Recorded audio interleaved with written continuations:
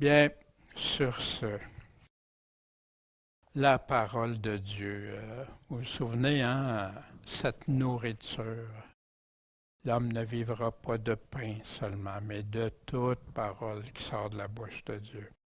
Et ce matin, on va poursuivre hein, avec la fin du chapitre 4 de Luc, des versets 16 à 44. Et le verset clé, Jésus qui dit, il m'a oint pour annoncer l'Évangile aux pauvres. Il m'a envoyé pour guérir ceux qui ont le cœur brisé. On va regarder ça tantôt.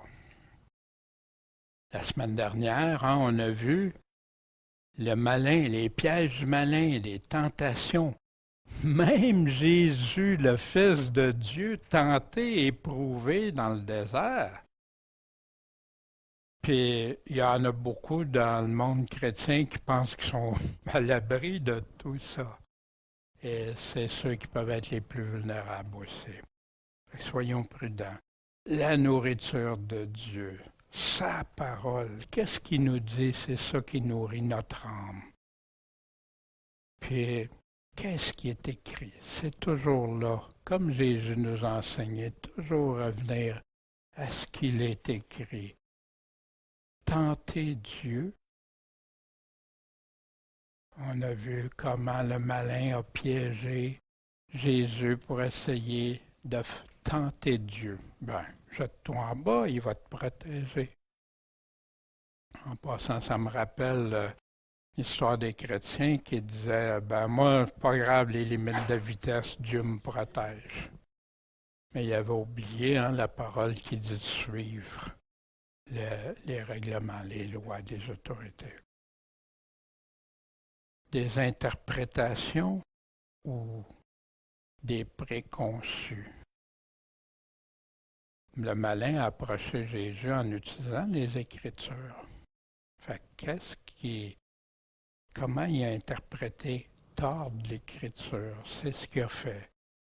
Mais Dieu a-t-il vraiment dit créer un doute? C'est l'expert, on l'a vu avec Adam et Ève. Hein? Puis le malin aussi a une tendance à pousser les gens, à influencer les gens à faire abstraction de tout ce que Jésus a dit ou la parole de Dieu dit. Fait qu'en prendre juste une partie. Et c'est comme ça qu'il y a tant de fausses doctrines dans les églises en faisant abstraction de qu'est-ce qui vient, qu'est-ce qui est tout autour. Puis, bien sûr, aussi, quand le malin a tenté Jésus, hein, il offrait toutes les choses de ce monde. Et où sont les pensées attachées aux choses des hommes ou celles de Dieu? Puis, important. Fait que ces trois enseignements-là qui ont été démontrés par le Seigneur, qui devraient nous inspirer, être dans le combat, ça fait partie du combat chrétien. Et aujourd'hui, on va continuer à partir des versets 16 et avant. Seigneur Tout-Puissant, c'est à toi qu'on veut se confier. Que tu nous parles, tu dis qu'on doit se nourrir de toute parole qui sort de ta bouche. Mais c'est ça qu'on veut faire, Seigneur. Puis de ne pas être des auditeurs oublieux, mais de mettre en pratique, que ça nous transforme.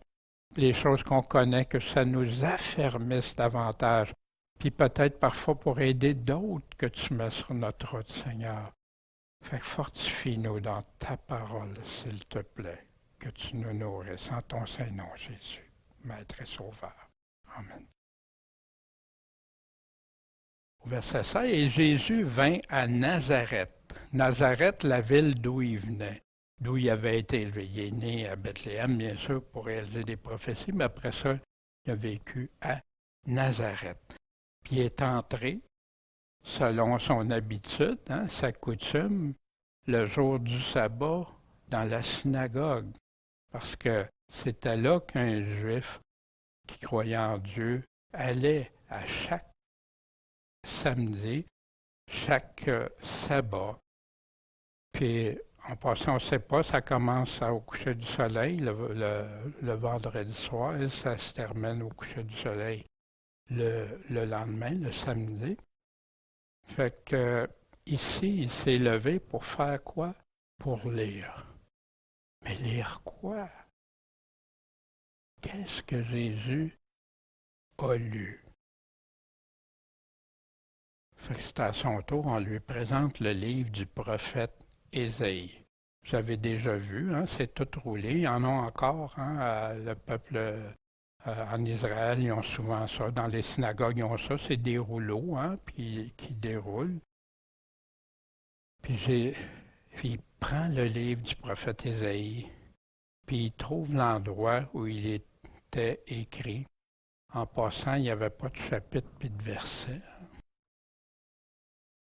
L'Esprit du Seigneur est sur moi.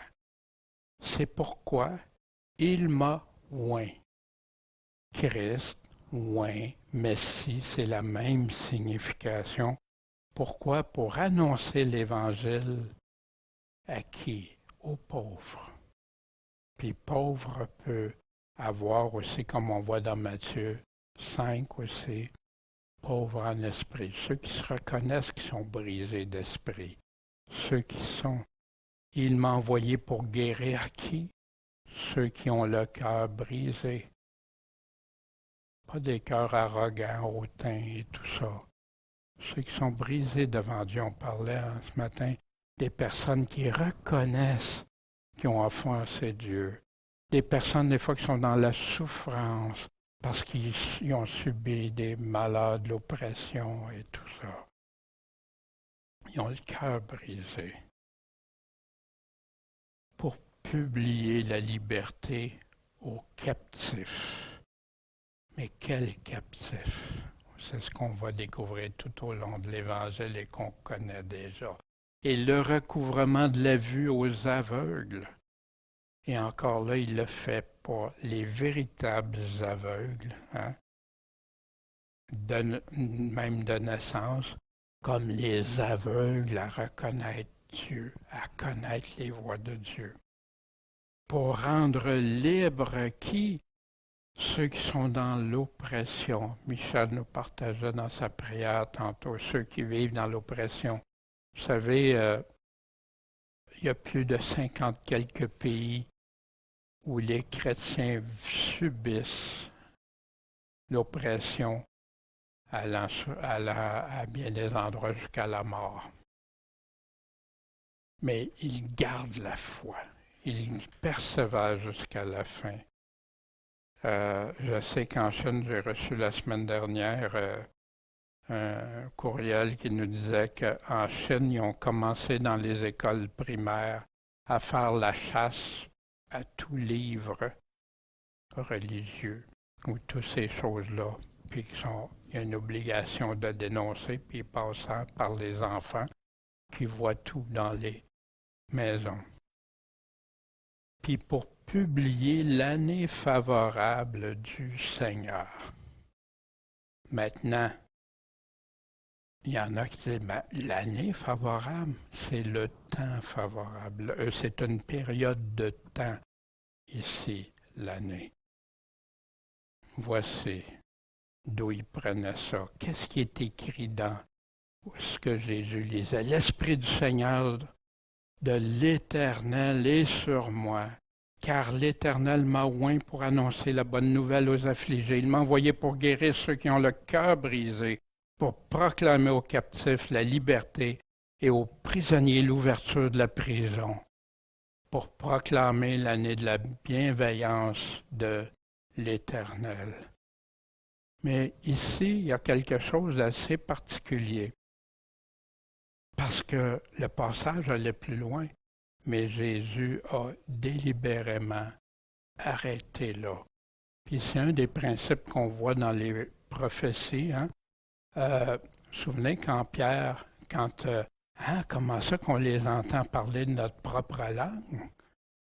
Ben, il y a cité un passage, hein, qui disait l'Esprit du Seigneur descendrait, mais il mettait aussi le soleil, la lune, les étoiles ébranlées. C'était pas arrivé, Mais Pierre a cité tout le passage. Ici, Jésus délibérément, le soleil et la lune qui vont arriver à la toute fin.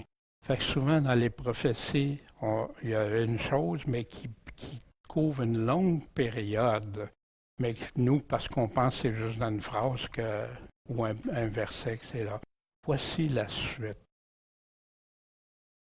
Ce que Jésus n'a pas dit. Et le jour de la vengeance de notre Dieu pour consoler tous ceux qui sont dans le deuil. Est-ce que c'est arrivé le jour de la vengeance, de la justice, en vengeance synonyme de justice?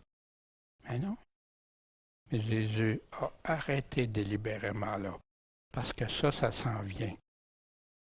Et ce que je vous parlais, hein, le mot l'année, le jour de la vengeance, l'année, hein, l'année qu'on avait vue, ça vient du mot hébreu, hein, HNV, qui veut dire année, peut dire un, comme division de temps, mesure de temps, indication d'âge, une vie, une durée de vie, année de vie.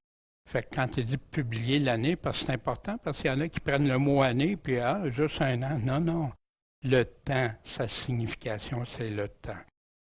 Et selon ce qui est écrit aussi au livre du prophète Ésaïe, souvenez-vous de Jésus quand il a dit heureux, avec son premier message, heureux, hein? Il enseigne les pauvres encore en esprit. Le royaume des cieux est à eux. Heureux ceux qui sont dans l'affliction, car ils seront consolés. Heureux les de bonne âme, ils vont hériter la terre. Heureux ceux qui ont faim et soif de justice, car ils seront rassasiés. Heureux les miséricordieux. Pourquoi? Parce qu'ils vont obtenir eux aussi miséricorde. Heureux ceux qui ont le cœur pur, parce qu'ils vont voir Dieu. Heureux les pacifiques, ils vont être appelés enfants de Dieu. Heureux si vous êtes persécutés pour la justice, car le royaume des cieux est à eux.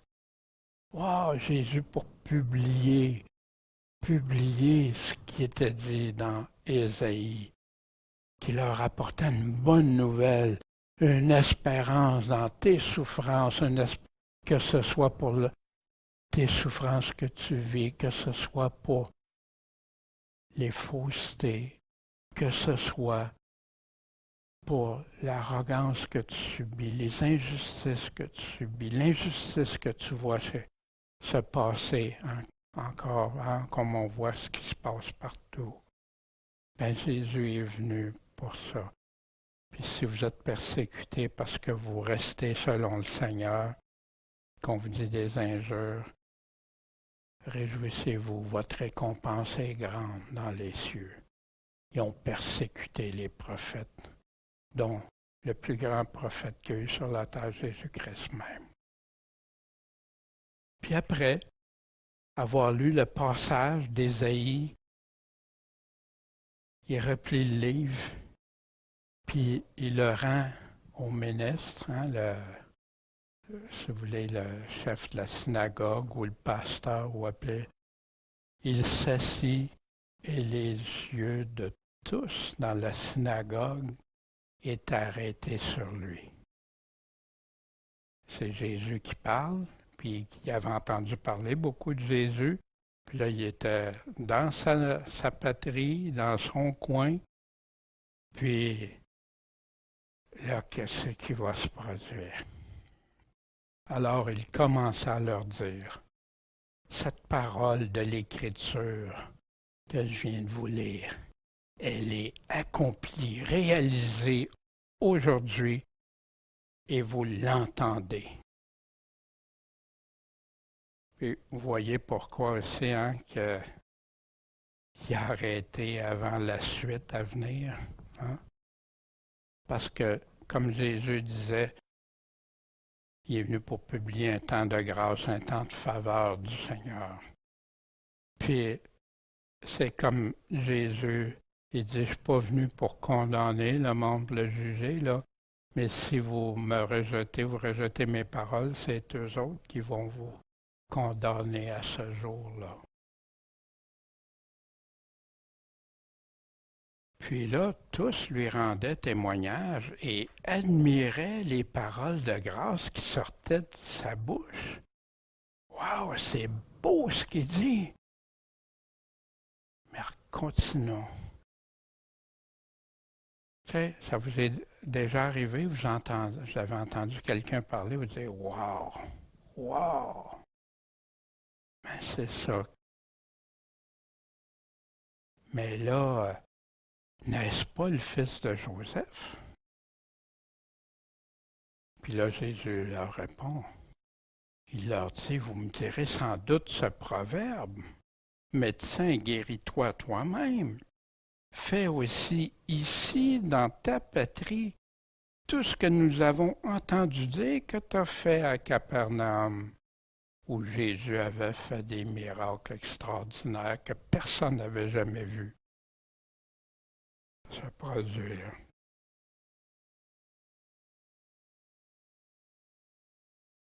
Puis là, il lui dit, mais il est dit, je vous dis en vérité que nul prophète n'est reçu dans sa patrie. C'est vrai ça? Hein? Très vrai, en vérité, en vérité. Jésus a confirmé ça à plusieurs endroits. Dans Matthieu 13 ici. Il eut arrivé que quand Jésus eut achevé ses similitudes, ses paraboles, il partit de là. Et étant venu dans sa patrie, il les enseignait dans leur synagogue, de sorte qu'ils étaient étonnés et qu'ils disaient « D'où vient cet homme, cette sagesse et ces miracles? N'est-ce pas le fils du charpentier? Sa mère s'appelle-t-elle pas Marie, ses frères Jacques, Joseph, Simon et Jude? Ses sœurs ne sont-elles pas toutes parmi nous? » Fait que il y en a qui interprètent ça de pensée catholique que Jésus n'avait jamais de frère parce que Marie, il fallait qu'elle soit restée vierge ou pas de sœur. Mais si ça aurait été le cas, que ça aurait été toutes six, les autres, ils n'auraient pas spécifié frères et sœurs. Et ces sœurs ne sont-elles pas toutes parmi nous? D'où lui viennent donc toutes ces choses? Puis là, ils se scandalisaient de lui. Jésus leur devenait une occasion de chute. Ah, c'est beau, c'est extraordinaire, puis des grandes affaires, puis de l'autre côté. Non, non. Hein? Le malin, comme quand il nous dit, vient chercher les paroles. Puis Jésus leur dit, un prophète n'est méprisé que dans son pays et dans sa maison. Fait qu'il a fait là que peu de miracles. À cause de quoi? Parce qu'ils ne croyaient pas. Leur incrédulité. Mais est-ce que ça n'arrive pas, ça? Dans nos familles? Dans ceux qui nous connaissent? Des amis? On tente de leur dire. Puis même des fois, ils vont rester, waouh, les belles paroles, puis tout ça. Puis après ça,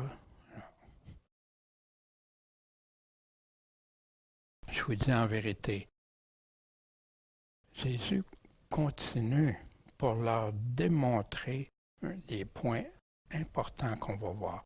Je vous dis en vérité, il y avait plusieurs veuves en Israël au temps d'Élie.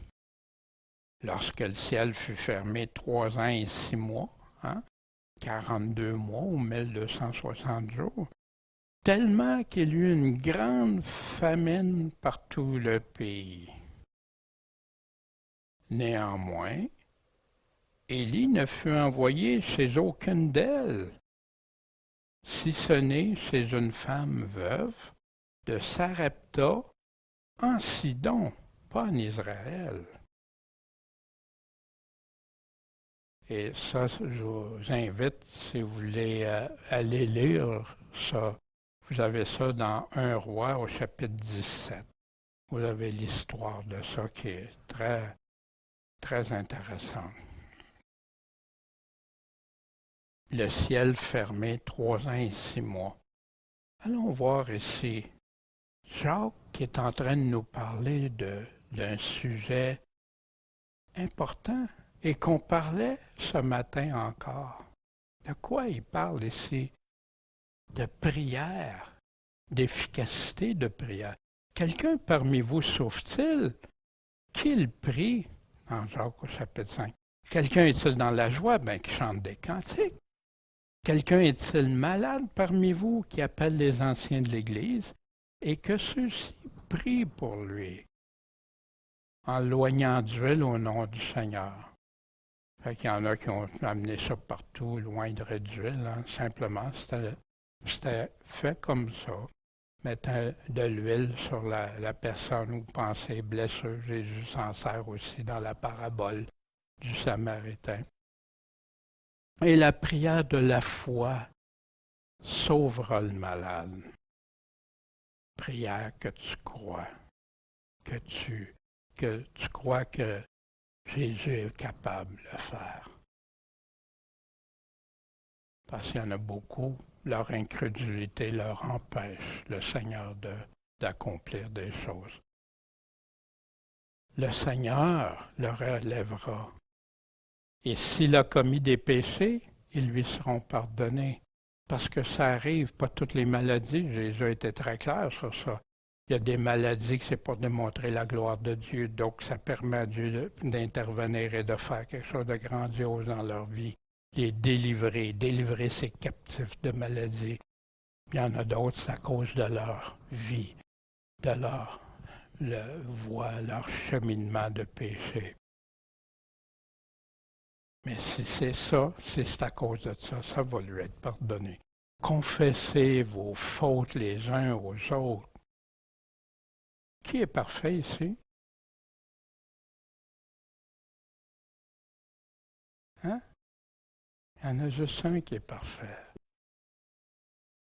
Mais on fait toutes des erreurs.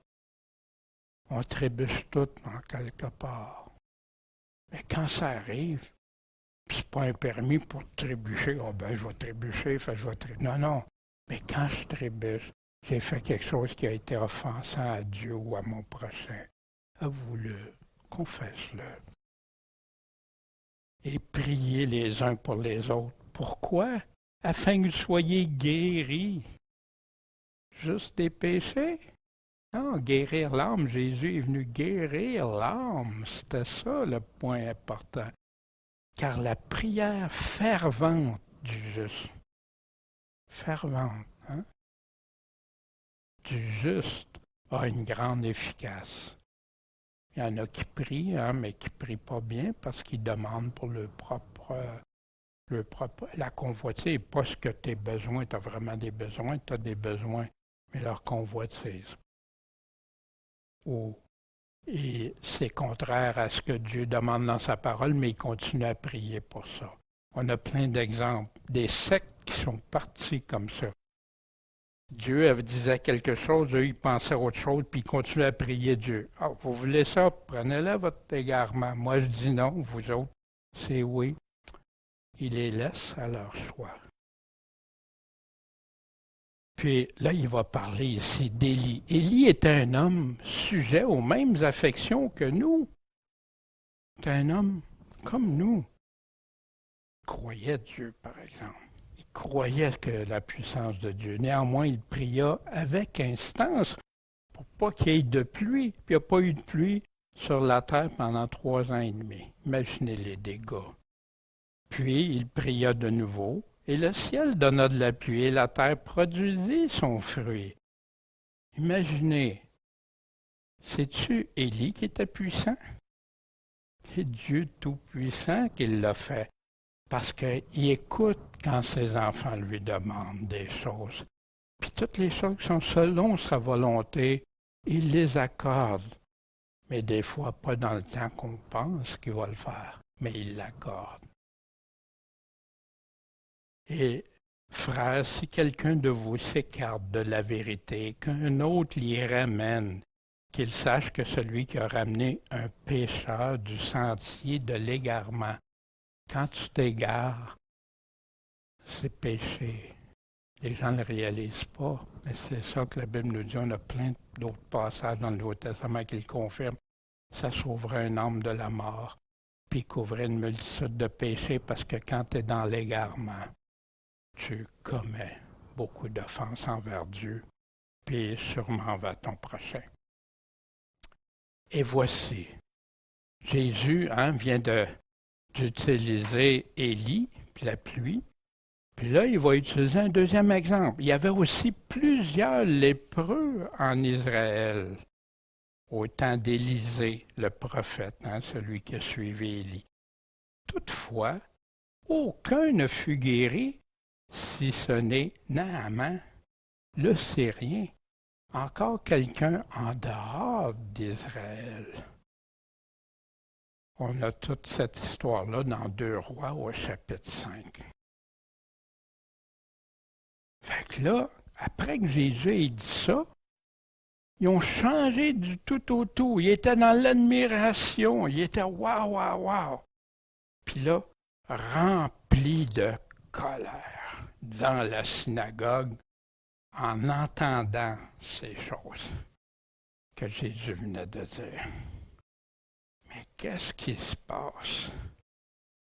On va regarder ça, ça ne sera pas long. Et s'étant levé, ils l'ont chassé de la ville. Imagine, ton propre village, ta propre ville, le Fils de Dieu qui a fait des choses merveilleuses, qu'il dise la sagesse extraordinaire.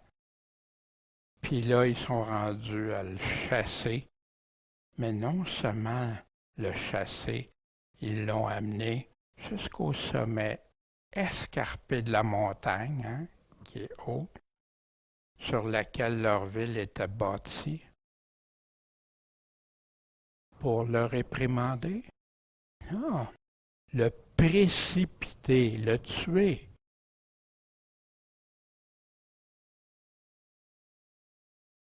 Mais Jésus, son temps n'était pas encore arrivé. Qu'est-ce qu'il a fait, Jésus? Il a passé au milieu d'eux, puis il s'en est allé. Je ne sais pas comment il a fait. Moi, je ne sais pas, en tout cas, mais je sais une affaire, c'est le Fils de Dieu. Il fait ce qu'il veut, comme il veut, quand il veut. Élie, puis la veuve en Sidon, puis Élisée et le Syrien.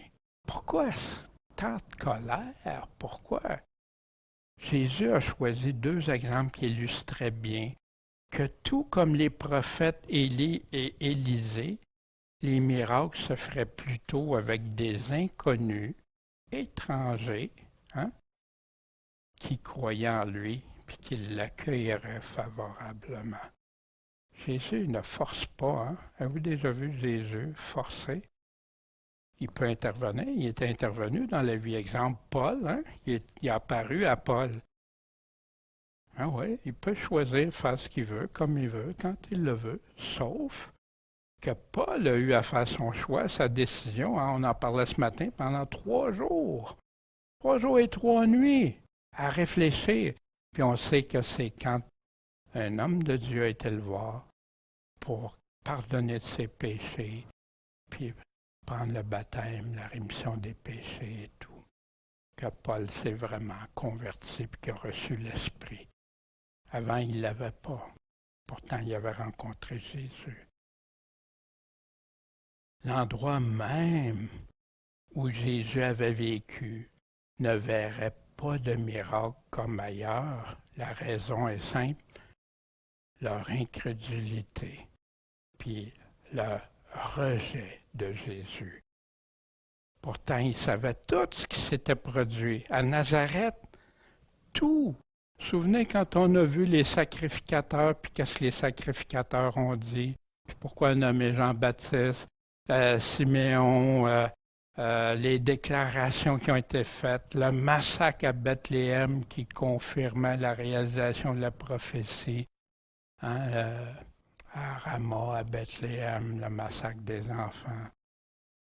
Les nombreux témoignages qu'ils avaient entendus, qui savaient que c'était qu'est-ce que Jésus avait fait. Puis, malgré qu'il aurait pu saisir cette opportunité-là, de vérifier au moins les paroles de Jésus et connaître la vérité, ils ont préféré de réagir avec colère jusqu'au point de vouloir le tuer, puis de cette façon-là se priver de la grâce salutaire de Dieu. par leur comportement indigne envers son Fils bien-aimé. N'est-ce pas ce qui arrive encore de nos jours aujourd'hui? Mais il était en colère contre Jésus. Puis pourtant, ailleurs, les Samaritains étaient donc venus vers lui, le priaient de demeurer chez eux. Hein, vous vous souvenez, la Samaritaine au puits d'eau. Et un plus grand nombre crurent à cause de quoi? De sa parole, ce que Jésus disait, sa prédication. En passant, pensez-vous que Jésus faisait de l'homilétique et tout ça? Non, toute parole qui sort de la bouche de Dieu. Et il disait à la femme, « Ce n'est plus à cause de ton récit que nous croyons. C'est plus à cause de ton témoignage, Daniel, que je crois. Car nous avons entendu nous-mêmes. » Qui ont entendu nous-mêmes? Qu'est-ce qu'ils ont entendu eux-mêmes? Sinon les paroles de Jésus, son message, sa prédication. Et nous savons que celui-ci est véritablement le Sauveur du monde, le Christ. Puis après ça, il est parti, puis il s'est en allé en Galilée.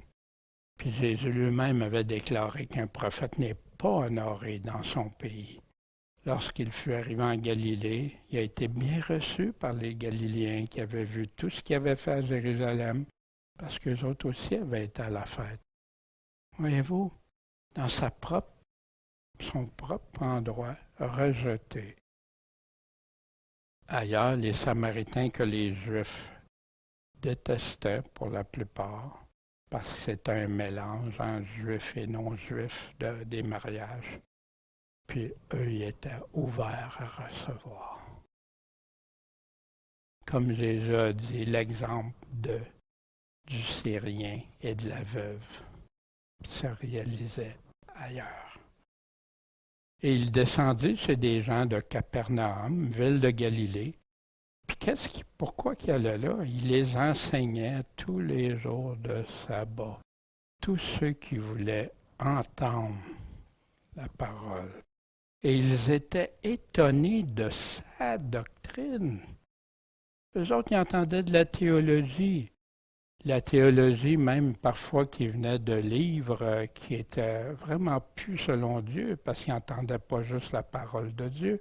On sait qu'il y a des livres, hein, des collections même de ce que les rabbins disaient au lieu de ce que Dieu disait. Ce que les rabbins pensaient que Dieu aurait dit ou penserait, mais que Jésus a rejeté par ses paroles presque tout le long qu'il leur a parlé.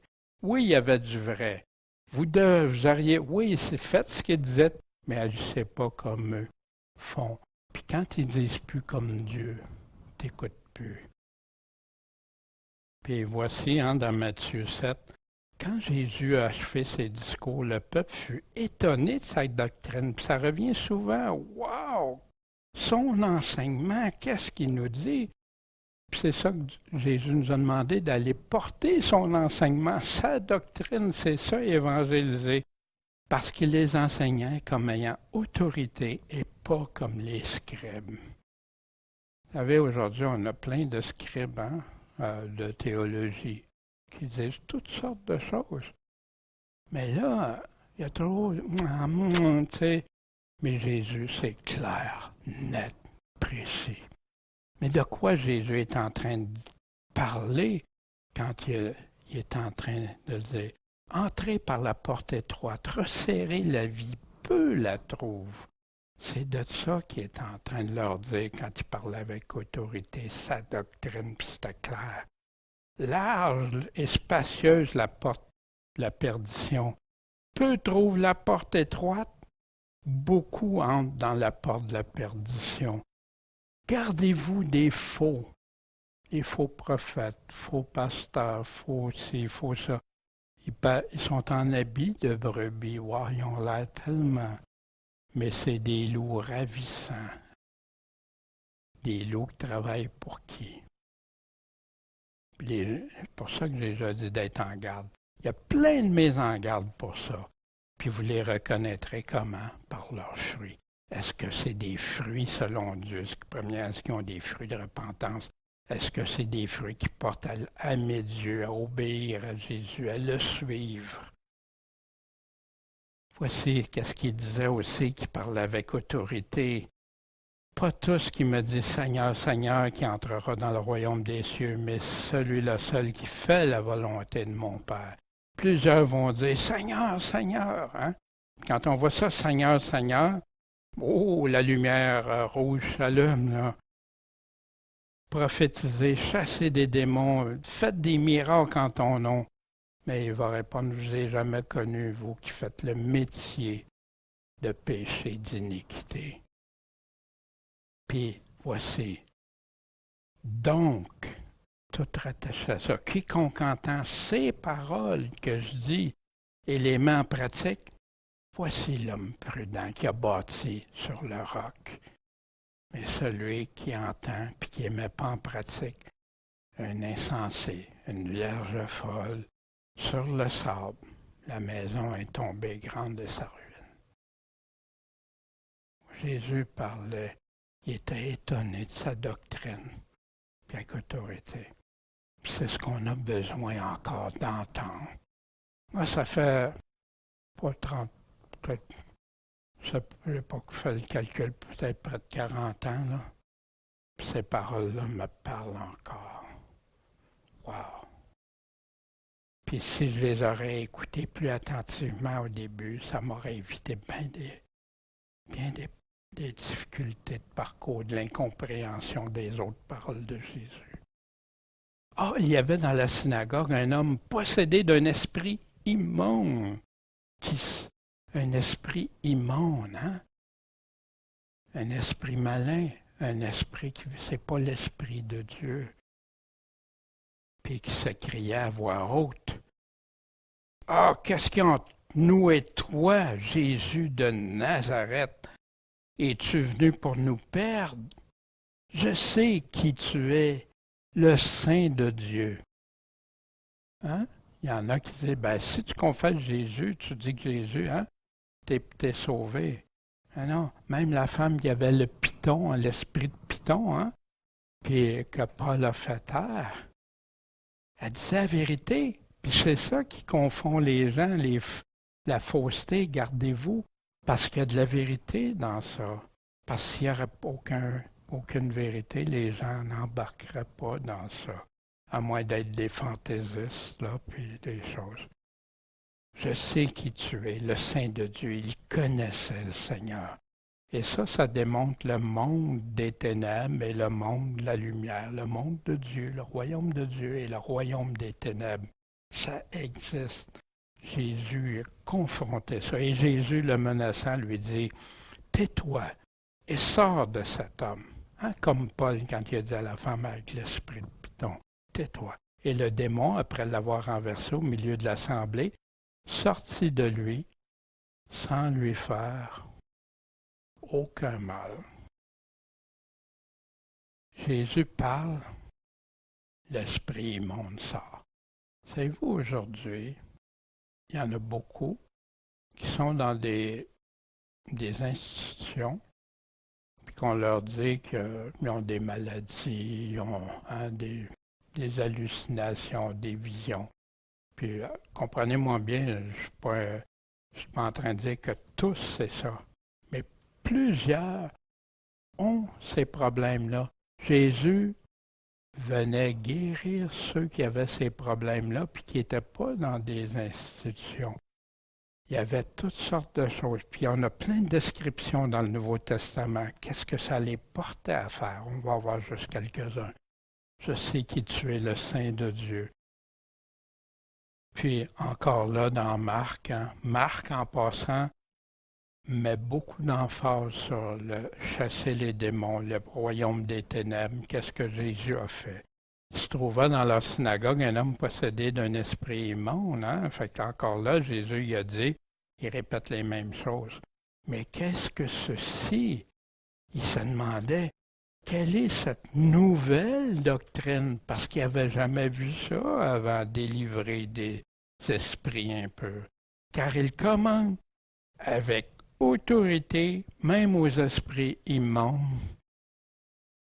Mais il ne fait pas juste lui parler avec autorité, il lui obéisse. Il n'avait jamais vu ça. Jésus en guérit plusieurs, de sorte que tous ceux qui avaient des maladies se jetaient sur lui pour le toucher. Puis quand les esprits immondes le voyaient, qu'est-ce qu'ils faisaient? Ils se mettaient à genoux devant lui et s'écriaient « Tuez le Fils de Dieu ». Puis il leur défendait avec menace de ne pas le faire connaître. Jésus ne voulait pas que ça vienne des démons, il voulait que ça vienne des hommes. Puis Jésus parlait avec autorité. Puis il connaissait Jésus. Comment ça se fait qu'il le connaissait? Parce qu'il le connaissait dans l'Ancien Testament, où on a décrit clairement que Christ était dans le désert avec eux, puis ce rocher duquel il s'abreuvait, etc. Mais quelle réaction ça a fait, ça, quand il a chassé les esprits immondes, ces démons? Ils étaient tous épouvantés. Passant, je ne sais pas si vous avez déjà assisté à des choses comme telles. Moi, pour la part, le Seigneur a permis que j'ai eu à agir dans des circonstances. Puis, je remercie le Seigneur, de sa protection, puis d'avoir aidé. Puis, nous, on est juste parce qu'on a la foi que Dieu va le faire. Je reviendrai sur ça, je partagerai ça, mais c'est un monde très réel. Et il disait avec eux, qu'est-ce que ceci? Il commande avec autorité et avec puissance aux esprits immondes, puis ils sortent. Wow! Il voyait des personnes là, qui étaient dans des états lamentables avant que Jésus les fasse sortir, ces esprits immondes-là. La personne elle-même, imaginez comment elle devait se sentir après, mais imaginez les autres aussi autour. Sur le soir, on lui présentait plusieurs démoniaques, esprits malins, esprits immondes, démons, démoniaques, dont il chassa les mauvais esprits par sa parole. Par sa parole, Jésus parle, ça se fait, ça s'accomplit. Il guérit aussi tous ceux qui étaient malades. Sa réputation s'est répandue dans tous les quartiers d'alentour. Imaginez quelqu'un qui arrive et qui fait ça, puis ils n'ont jamais vu ça, ils n'ont jamais quelque chose de... Mais Jésus nous a parlé aussi, il a délivré. Mais un esprit immonde, il peut revenir aussi. Puis voici ce qu'il nous dit. Quand un esprit immonde est sorti d'un homme, il va par des lieux arides, il cherche, fait que quand il est libéré, fait que l'esprit malin s'en va ailleurs. Alors il dit, je retournerai dans ma maison d'où je suis sorti. Fait qu'étant revenu, il la trouve comment? Vide. Balayé, orné. Oui, il y a eu du ménage, il y a eu des choses, mais vide. Pas rempli. Pas rempli de l'Esprit Saint, pas l'Esprit de Dieu qui prend la place, là. Fait que qu'est-ce qu'il fait? Il s'en va, puis en prend avec lui 7 autres esprits plus méchants que lui. Qui dit ça? C'est Jésus. C'est la vérité. Il nous le dit, il nous avertit. Puis ça, c'est arrivé à combien qui se sont convertis, puis qu'après, ont négligé, délaissé. Puis ça, je l'ai vu. Puis étant entré dans la maison, ils habitent, et la dernière condition de cet homme est comment? Pire qu'avant. C'est une mise en garde très sérieuse que Jésus fait, puis qu'un enfant de Dieu devrait suivre. Puis là, il dit, il va en arriver de même à cette méchante race. Ceux qui faisaient que Jésus était là pour les délivrer, puis qui choisissaient après, non, il arrêtait là. Alors ces esprits immondes étant sortis entrèrent dans les pourceaux. Il y en avait combien? 2000. 2000. L'homme qui brisait les chaînes que personne ne pouvait contrôler. Il essayait tout. Une force surhumaine. Je pense pas que ça allait commencer par 2000, hein? Qu'est-ce qui s'est produit? La multiplication. Mais voici Jésus accusé d'agir par un esprit immonde. C'est ça le blasphème contre le Saint-Esprit. Moi, j'ai déjà pensé que j'avais blasphémé parce que je doutais de ce que Jésus, est-tu vraiment le Fils de Dieu, puis je pensais que j'avais blasphémé. Mais non, il nous le dit, c'est quoi?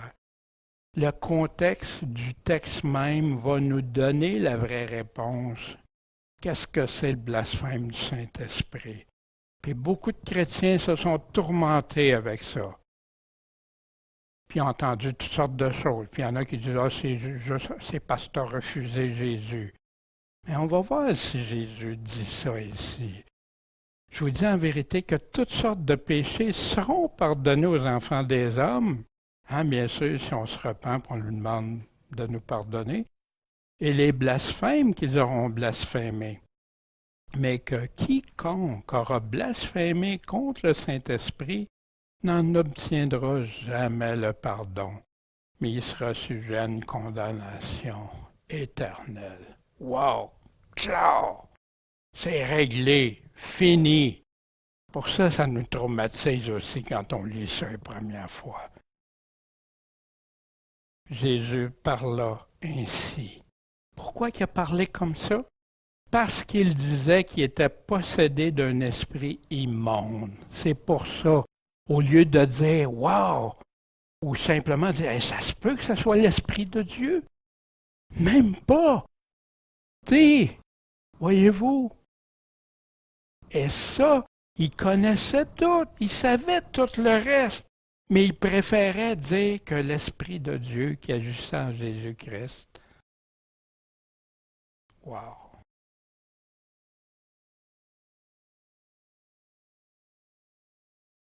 Les apôtres, eux, puis les esprits immondes, hein, Jésus leur a donné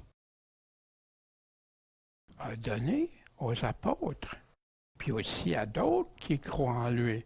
Et voici les miracles qui accompagneront ceux qui auront cru. Ils vont chasser les démons en mon nom. En passant, le livre des Actes est rempli de ça. Ils parleront de nouvelles langues. Oui, comme c'est arrivé dans les Actes des apôtres, qu'ils entendaient parler de leur propre langue, pas du charabia, comme il y en a qui croient. Non, parce que, puis quand ils recevaient l'Esprit Saint, ils parlaient comme des langues, comme ils parlent en Corinthiens, c'était exactement le même don qu'ils pouvaient parler en des langues étrangères que des gens. S'il rentrait un Chinois, puis il parlait chinois, le Chinois comprenait. Puis seul un Chinois pouvait, ou connaissait le Chinois qui avait le don des langues, pouvait l'interpréter. Ils parleront de nouvelles langues, saisiront les serpents. Souvenez-vous, Paul qui s'est fait mordre par un serpent vénéneux, puis ça a servi à convertir une île au Seigneur, qui ont cru, parce qu'ils ont vu ça, parce qu'ils ont dit ça se peut pas. Il faut que ce soit un homme de Dieu, c'est impossible qu'il ne meure pas. Ils vont imposer les breuvages mortels. Ils imposeront les mains aux malades, ils seront guéris. Puis après, il a été élevé au ciel. Puis qu'est-ce qui est arrivé? Ils ont prêché partout. Puis le Seigneur opérant avec eux, confirmant la parole, comment? Par les miracles qui l'accompagnaient. Beaucoup respectent juste du miracle. Hein? Ils veulent des miracles, ça, beaucoup le sensationnel. Mais avec le Seigneur, non. Puis le Seigneur fait des miracles, c'est pas moi qui va mettre Dieu en boîte, jamais. Puis si Dieu veut faire un miracle, il le fait comme il veut, quand il veut, puis tout ça.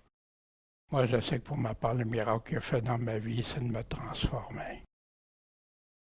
Ça, pour moi, c'est un miracle le plus important. Le peuple des villes voisines venait aussi en foule à Jérusalem apportant des malades et des hommes tourmentés par des esprits immondes. Il y en a combien aujourd'hui tourmentés par des esprits immondes? Et tous étaient guéris de ça. Wow, merci Seigneur. Puis le Seigneur est encore vivant et encore capable de faire ça. Puis ça, je l'ai vu de mes propres yeux par des personnes, puis encore un frère qui est décédé récemment. Que le Seigneur est intervenu pour le délivrer de ça, alors que le médecin disait non, non, il n'y a plus rien à faire, c'est impossible. Il a été délivré des esprits malins. Paul, les esprits immondes. Puis Dieu faisait des miracles extraordinaires par les mains de Paul, au point qu'appliquant sur les malades des mouchoirs, des linges qui avaient touché son corps, il était guéri de leur maladie. Les esprits malins sortaient. Hein? Ben oui, il y a une doctrine qui vient surtout du monde catholique, qui avait des reliques, puis tout ça, qui prennent ça là. Mais c'est comme Jésus, quand la femme a touché le bord de son vêtement. Pourquoi? C'était-tu parce qu'elle disait le vêtement a le pouvoir de me guérir? Pas du tout, parce qu'elle voulait saisir Jésus. Puis ici, ceux qui croyaient, wow, puis Dieu manifestait ça, puis ils étaient guéris. Puis là, il y a eu quelques-uns des exorcistes juifs, parce qu'ils s'essayaient, eux autres aussi, de délivrer des esprits malins, mais il n'y avait pas l'autorité de Jésus. Puis il n'y avait pas l'autorité de Paul non plus, on va voir ça. Puis, qu'est-ce qu'ils faisaient? Ils couraient de lieu en lieu, ils s'étaient donné leur ministère, puis ils essayaient d'invoquer le nom du Seigneur Jésus sur ceux qui étaient possédés des esprits malins. Puis ils disaient quoi? Ben, nous vous conjurons par Jésus que Paul prêche. Pourtant, ouais, c'est vrai, Jésus que Paul prêche. Jusque-là, ceux qui faisaient cela étaient les 7 fils de Sévas, un juif, un des principaux sacrificateurs. Fait que déjà, ils sont quand même des hommes de Dieu, selon... Mais voici, l'esprit malin leur répondit, « Je connais Jésus, puis je sais qui est Paul. Mais vous autres, vous êtes qui? » Wow! Et l'homme qui était possédé de cet esprit malin, qu'est-ce qu'il a fait? Il s'est jeté sur eux, et s'en étant rendu maître, il était combien? Il était 7? Il était tout seul.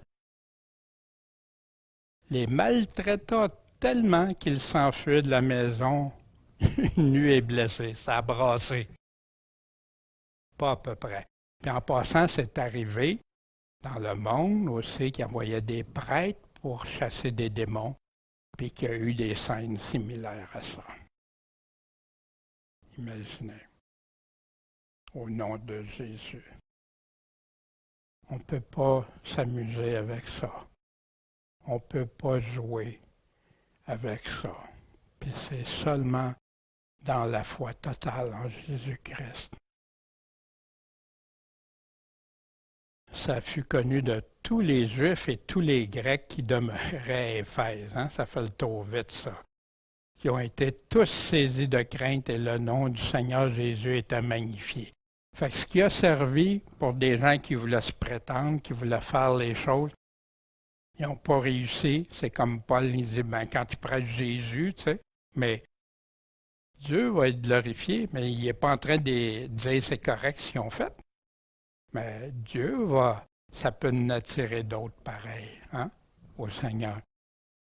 Et plusieurs de ceux qui avaient cru venaient confesser et déclarer ce qu'ils avaient fait. Puis un grand nombre de ceux qui avaient exercé des sorcelleries, des sciences occultes. Aujourd'hui, pensez-vous qu'il y en a des sciences occultes? C'est rempli dans les programmes de télévision, dans les livres pour enfants, les chants, des chants dans des églises même, qui pensent que parce qu'ils disent Jésus, Jésus, c'est pas ça, mais c'est pas Jésus, c'est un autre esprit. Puis, ayant apporté leurs livres, qu'est-ce qu'ils ont fait? Ils les ont brûlés devant tout le monde. Et quand on a eu calculé le prix, on trouvait 50 000 pièces d'argent qui était une somme énorme. Ainsi, la parole du Seigneur se répandait et devenait de plus en plus efficace. Parce que le monde des ténèbres était en pente de perdition dans ses emprises de séduction, de pièges qu'il y avait sur les hommes. Et voici le Seigneur, comment il peut délivrer puis nous rendre libres. Les esprits malins aussi sont associés régulièrement avec quoi? Les esprits malins. L'Esprit dit expressément que dans les derniers temps, quelques-uns se détourneront de la foi, s'attachant à des esprits séducteurs et à des doctrines de démons. S'il venait quelqu'un qui vous prêchait un autre Jésus, qu'on a prêché un autre esprit, que vous avez reçu un autre évangile que celui que vous avez embrassé, hein? Puis il nous parle des faux apôtres qu'on a vus souvent, des faux ouvriers, puis Satan qui se déguise en ange de lumière, fait que ses ministres, ses serviteurs vont suivre ce qu'il dit. Soyons prudents, c'est rempli de mine aujourd'hui. Bien-aimés, ne croyez pas à tout esprit. Il y en a qui croient parce que quelqu'un dit Jésus, puis la Bible, puis tout ça, que c'est réglé. Non, il faut que tu vois les fruits. Gardez-vous, voyez les fruits, examinez, qu'est-ce qu'ils font. Puis aussi, tout ce qui vient avec. Ne croyez pas à tout esprit. Fait que moi, j'avais eu de la difficulté parce que quand avec le pentecôtisme puis tout ça, puis j'avais des réflexions. Mais j'avais peur, je ne voulais pas blasphémer, hein, tout d'un coup que ça vient de Dieu, hein, je me sentais comme ça. Ne croyez pas à tout esprit. Puis là, tu étudies, puis tu regardes, tous parlent-ils en langue. Ah, pourquoi je reviens sur ça? Parce que c'est fréquent, c'est répandu, puis ça fait des dégâts partout. Puis éprouvez les esprits, teste-les. N'aie pas peur, teste si ça vient de Dieu. Puis pour voir, hein, c'est-tu Dieu qui dit? Car plusieurs faux prophètes sont venus dans le monde. Jésus étant sorti de la synagogue, entra dans la maison de Simon. Or, la belle-mère de Simon avait une fièvre violente et ils le prièrent en sa faveur. Encore là, on va regarder quelque chose sur le terme la belle-mère de Simon. Donc, s'étant penché sur elle, il commanda à la fièvre, et la fièvre qui la quitta aussitôt, puis elle se leva et les servit. De malade extrême, tout à coup, tout devient correct. Mais encore là, le terme belle-mère, hein, qui a changé aujourd'hui. Pour certains, c'est parce qu'il y a beaucoup de remariages et de choses comme ça. Mais ici, la parole, dans Luc, il utilise le terme belle-mère, belle-fille avec la belle-mère. Fait que c'est la mère de ton mari ou de ta femme. C'est de ça qu'il parlait ici. Je le dis parce que malheureusement, il y en a qui servent de ça pour dire, tu vois, le remariage, les choses, c'est intégré dans ça.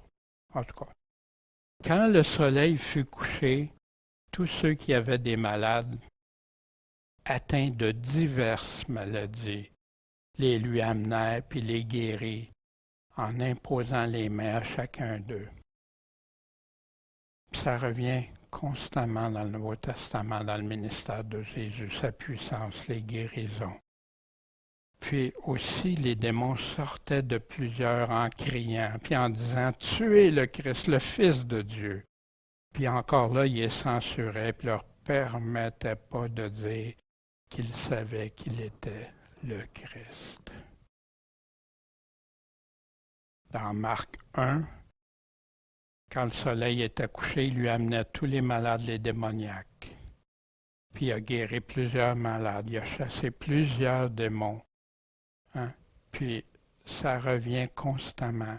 Fait, je le montre aussi, les démoniaques, esprits malins, parce qu'il y en a qui font des différences en ça, c'est toute la même chose, c'est toutes les mêmes.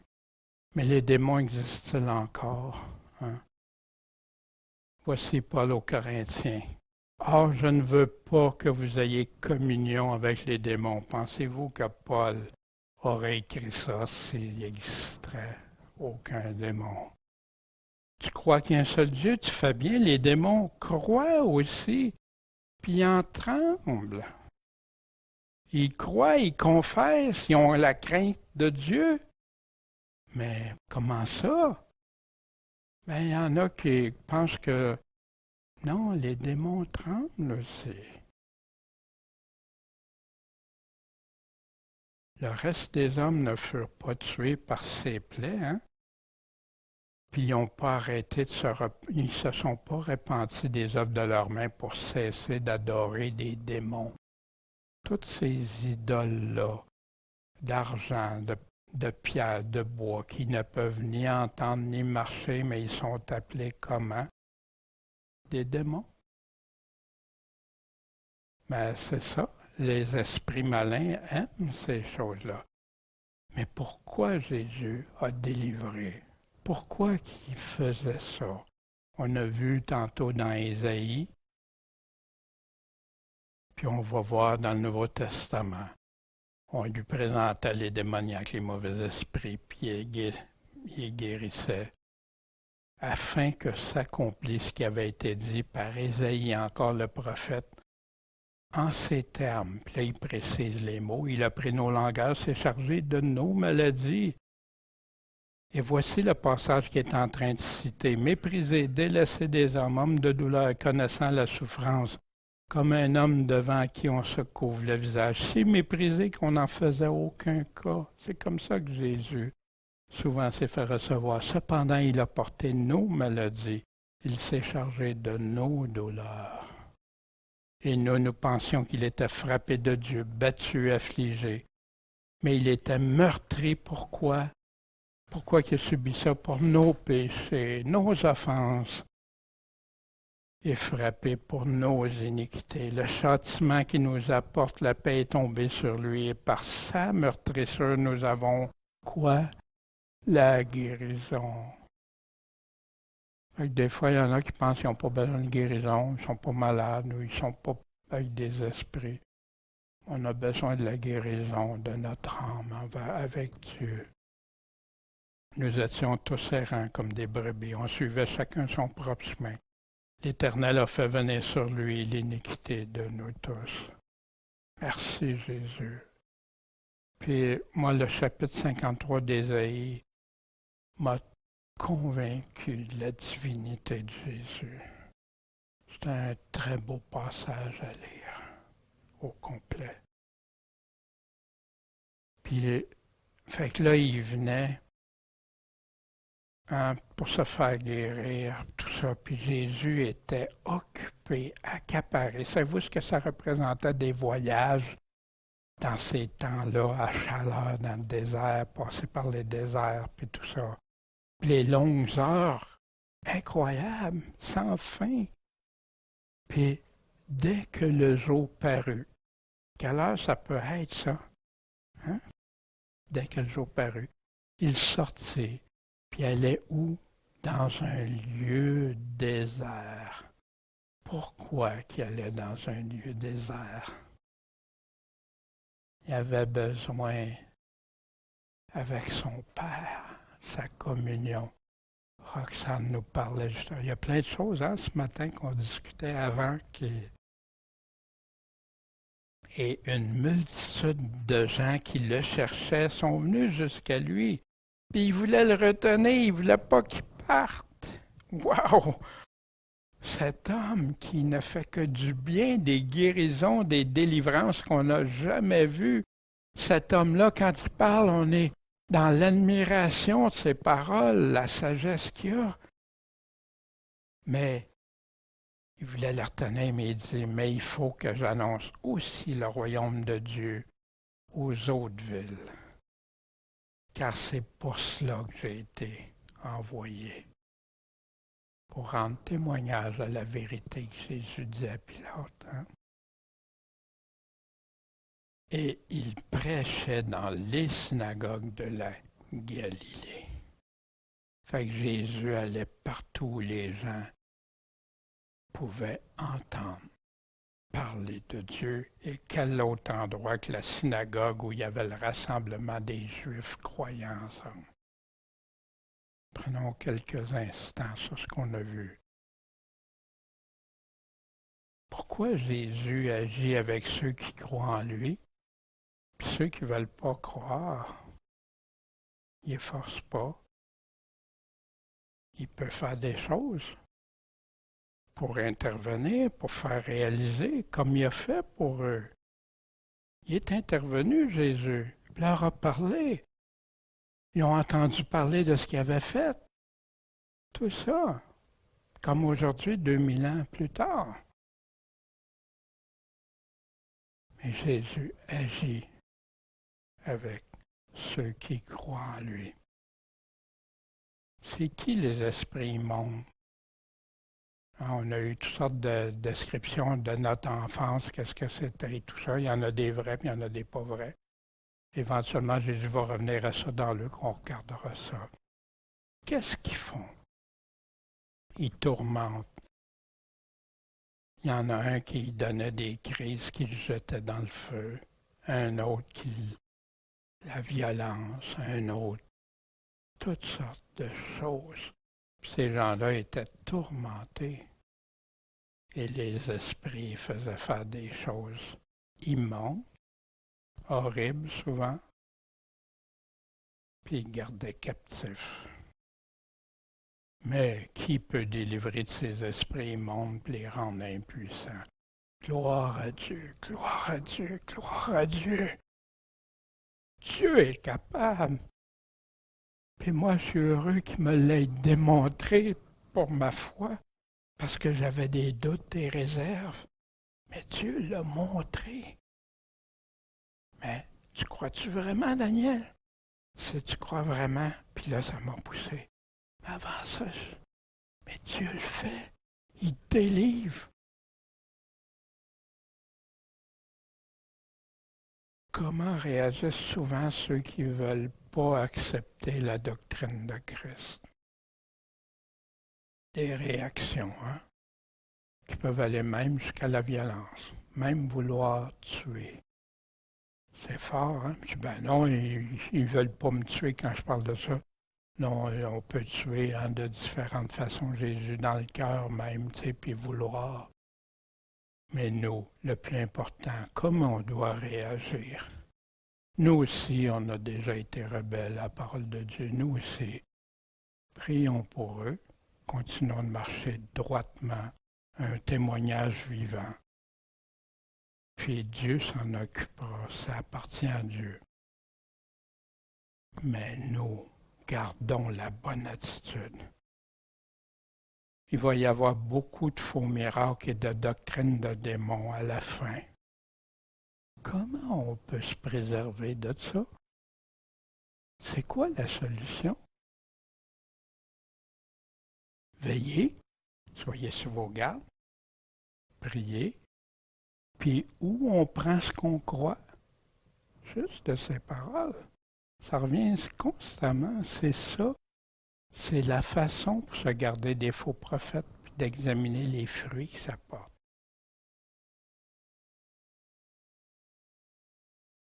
Puis la grande question pour chacun d'enfant de Dieu, es-tu préparé pour la suite d'Ésaïe, là où Jésus a arrêté, et le jour de la justice ou de la vengeance de notre Dieu pour consoler tous ceux qui sont dans le deuil?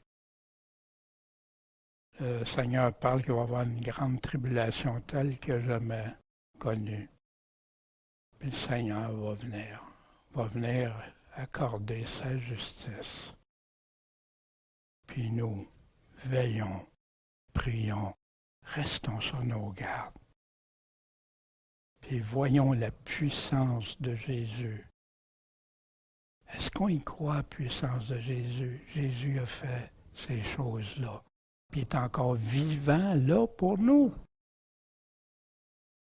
Mais pas pour le tape à l'œil, pas pour l'artifice, pour les vraies choses. Bon Père Céleste, merci de ton amour, ta patience envers nous. Merci de démonstration. Seigneur, tu as fait de grandes choses et on veut te suivre dans tout ça, savoir que tu es le Dieu Tout-Puissant, que tu en as fait la démonstration hors de tout doute. Puis on veut rester avec toi, pour toi.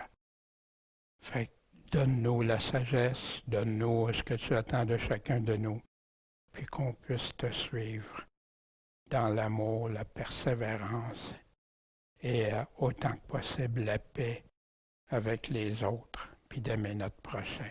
Merci Seigneur, c'est en toi qu'on se confie. Amen.